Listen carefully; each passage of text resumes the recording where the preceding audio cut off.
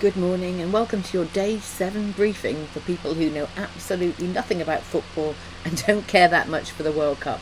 Can you believe we've been at this for a week already? Now today's the big one because England finally get going tonight. They play Croatia and we'll come back to that a little later. Let me just tell you what happened overnight while you were asleep first of all. It was quite a night. The headline belongs to one man, Lionel Messi. I'm sure you've heard that name even if you know nothing about football.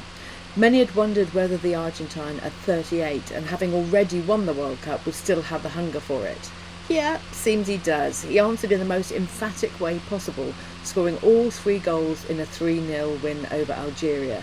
In doing so, he equalled the record for the most goals ever scored at a World Cup, 16 in all. And remarkably, this is his 6th World Cup, a milestone only a handful of players have ever reached.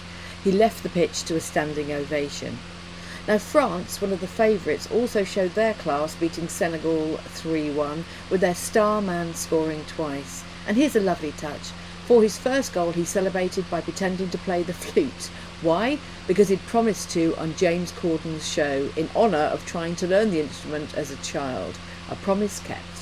Elsewhere, Norway's big striker marked his very first World Cup with 2 goals as they beat Iraq 4-1. And Austria won at a World Cup for the first time in over 30 years. Alright, to today, and the one we've all been waiting for. So tonight England begin their tournament against Croatia, which is an incredible tie to start with because these two have history. It was Croatia who broke English hearts in the semi-final back in 2018, so there's a score to settle. Croatia are still led by Luka Modric, who at 40 is playing as beautifully as ever. A real joy to watch, even if you are willing England on. I was out in Croatia when the World Cup final was on, and they lost the final, but the celebrations and the joy and excitement was unbelievable. Just having made it to a World Cup final was a complete thrill for everybody. And I'm not exaggerating when I say that everyone I saw that day was wearing a shirt with Modric's name on the back. So he's a huge hero in the country, and they'll be as desperate to beat England as we are to beat them. England have a new manager in Thomas Tuchel who tends to win things, and the whole country will be watching to see how his side get on. It's on at 9 o'clock this evening.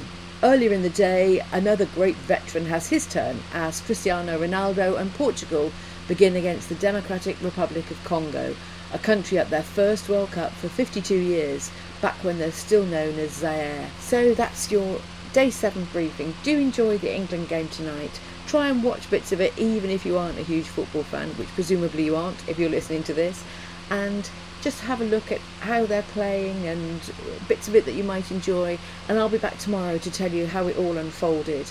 Until then, enjoy.